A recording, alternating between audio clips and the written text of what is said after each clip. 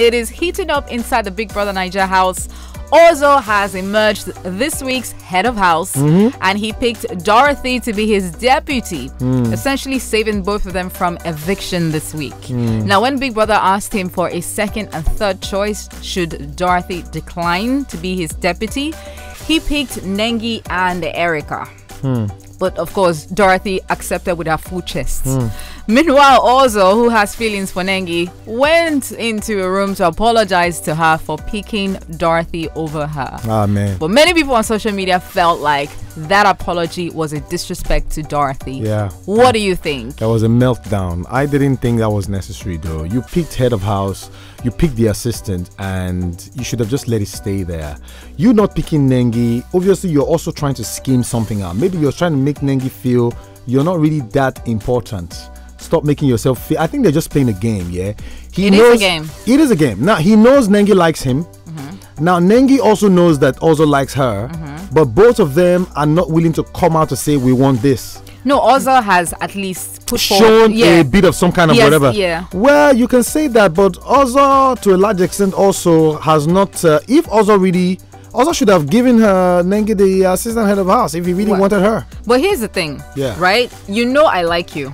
And I have a feeling that you like me in return, but you have not reciprocated any of my actions. Like you haven't done anything to really show that you like me. Meanwhile, I have a friend who really cares about me, and it's time for me to pick one person.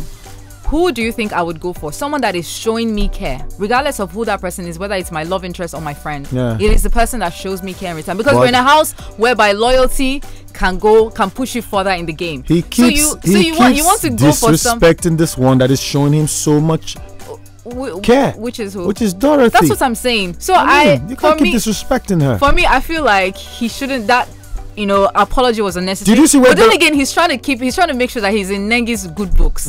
But I feel like he really down. How do I say it? He pushed himself down in her eyes.